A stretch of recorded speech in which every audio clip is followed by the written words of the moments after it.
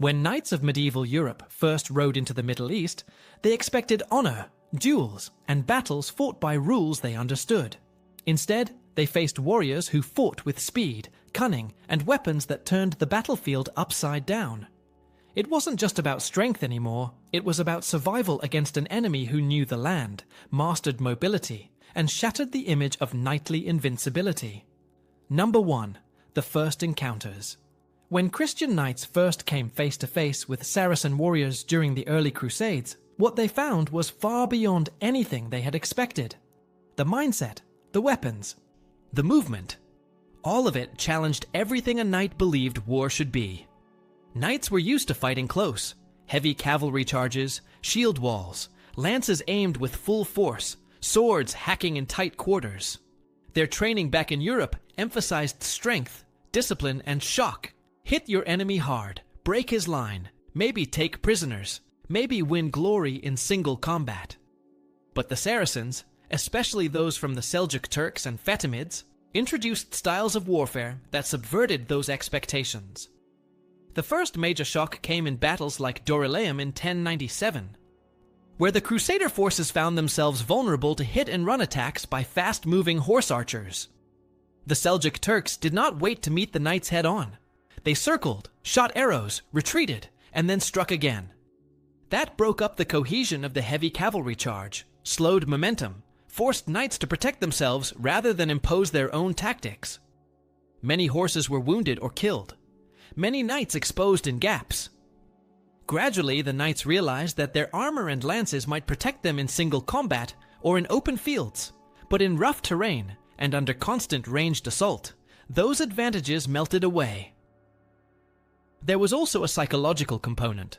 Rumors spread fast about Saracen's skill with archery, how they could shoot accurately from horseback, how they could harass columns on the march, interrupt supply lines, force constant alertness.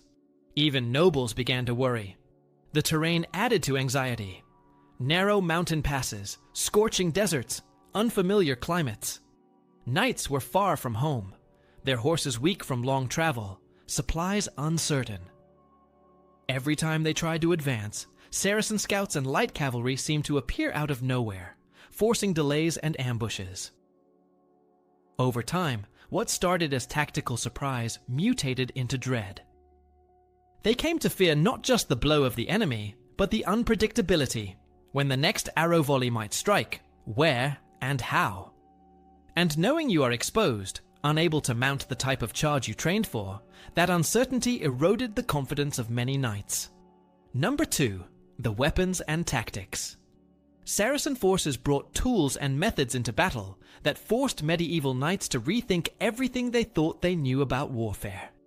One of the biggest differences was the use of the composite bow. Made of wood, horn, sinew, and glue, these bows stored energy more efficiently than simple self-bows.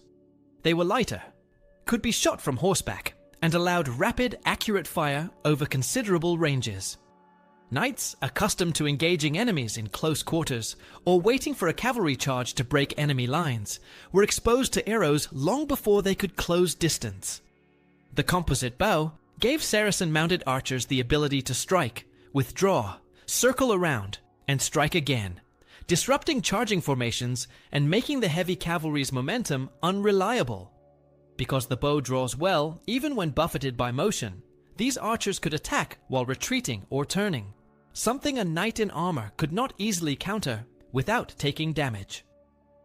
The Saracens also used light cavalry with curved blades, like the scimitar or saber, which excelled in slashing attacks and sudden close strikes once an enemy was worn down or disordered. Heavy armor protected well against direct thrusts, but slashing or hitting exposed joints neck, armpits, visor slits was still dangerous. The mobility of Saracen horsemen allowed them to pick their targets, harass horses, which were always weaker from long marches or heat, force knights to respond rather than dictate terms, and even desecrate supply columns. Those horses wounded by arrows or forced to run, fatigued rendered knights dismounted or less effective. Tactics involved feigned retreats, ambushes, repeated small skirmishes rather than a single pitched battle. Knightly training often emphasized the grand charge, the single decisive clash. Facing foes who never stayed long enough for that, the knights had to shift from offense to constant defense, always alert. Noise and psychological warfare were not trivial. The clash of scimitars, the whinny of horses, cries, horns, drums.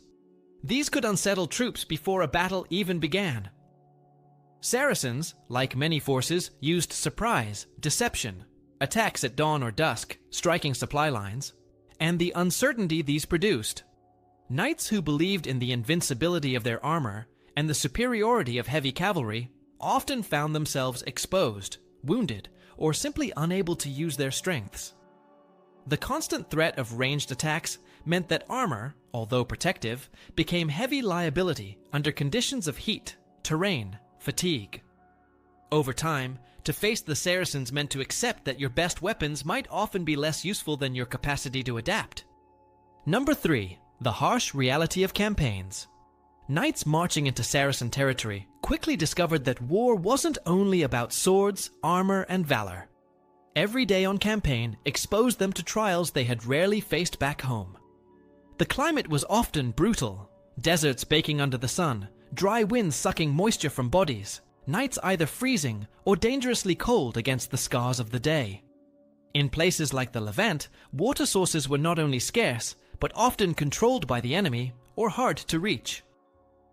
One of the cruelest lessons came at the Battle of Hattin, where Crusader forces, after leaving reliable water behind and marching under scorching heat, found themselves dying of thirst and exhaustion before the main fight even broke out. The lack of hydration turned disciplined armies into fragmented, weakened groups. Supply lines struggled. Food spoilage was common. The scarcity of fresh meat or vegetables led to malnutrition. Even the horses, the pride and strength of many knights, worked into collapse from fatigue or dropped dead for want of water.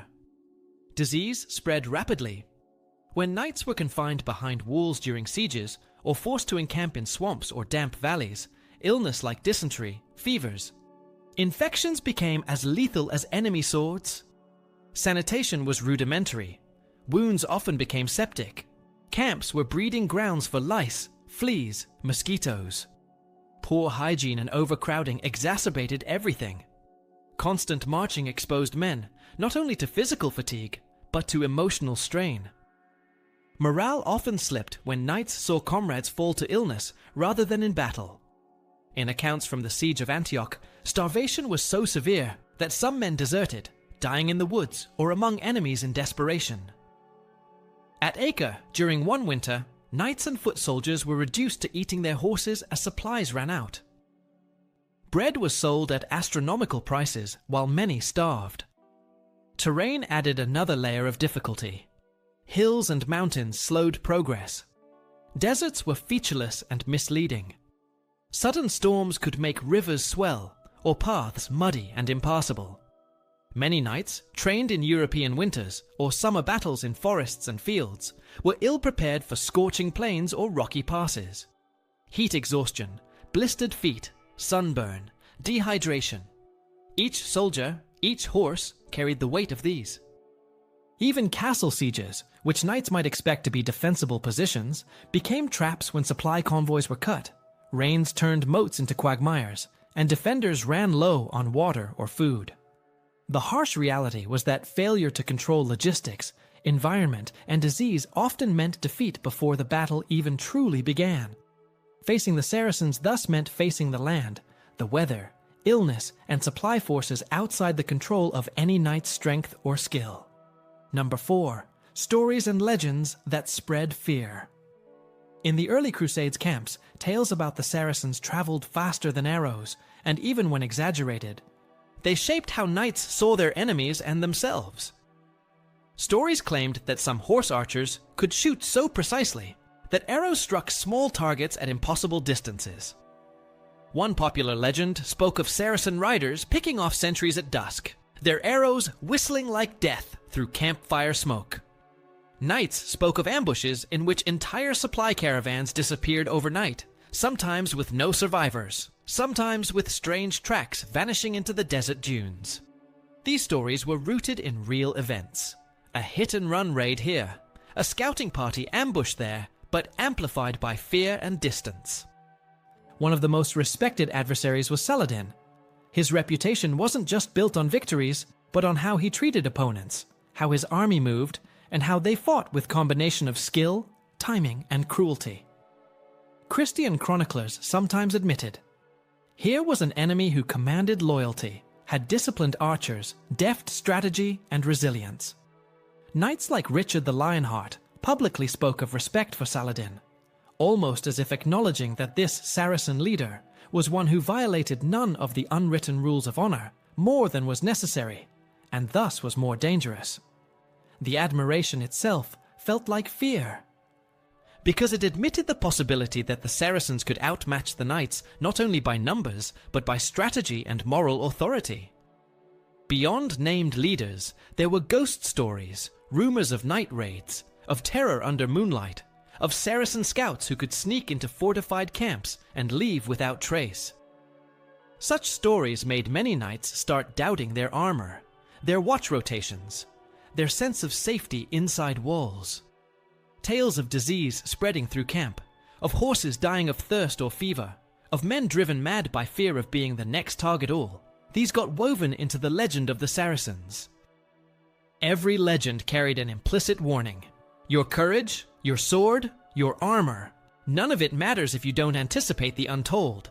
And when stories say that during the Battle of Hattin, thousands of Crusader horsemen had their mounts killed by massed archery before they could charge safely, or that even victories like Arsuf came only by narrow margins and great losses, those aren't just heroic or tragic narratives, they become cautionary tales. Knights heard them, thought of what might happen to them, and braced not just for battle, but for endurance, loss, unpredictability. That mental weight often shifted behavior. More cautious planning, more distrust of march routes, more careful gathering of intelligence. The legends turned fear into part of war's arsenal. Number 5. The long-term impact. When knights fought the Saracens over many years, they slowly understood that bravery and heavy armor alone were not enough to guarantee victory. Early defeats showed them that their way of fighting had limits, and this realization stayed with them long after the battles. To survive, knights began to change. They copied some of the methods they saw on the battlefield, using lighter cavalry that could move faster, adding more archers and crossbowmen to protect their armies, and even fighting on foot when the terrain or situation demanded it. These adjustments marked a big shift from the old idea that the mounted knight was always the strongest force in war. Armor and weapons also developed under this influence. Knights realized that thick and heavy armor was not always practical in the hot climate or against constant arrow fire, so designs became more balanced, mixing protection with mobility. Castle building was influenced too. After seeing how Saracens conducted sieges and raids, Europeans improved fortifications with stronger walls, round towers, and better water and food storage, making them harder to cut off. Logistics became a bigger part of planning, because they learned that armies could be defeated not only by swords, but also by hunger, thirst, or exhaustion. Perhaps the deepest impact was psychological. The memory of facing an enemy who fought differently, who could not be forced into a single clash, stayed with the knights.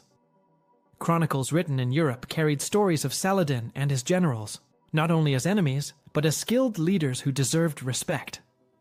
That respect always carried a trace of fear, because it admitted that European knights were not invincible. The lessons of the Crusades reshaped medieval warfare, showing that flexibility, planning, and strategy mattered as much as personal courage. For the knightly class, which built its identity on honor and dominance in combat, this was a lasting reminder that even the proudest warriors could be humbled by new ideas and new ways of fighting.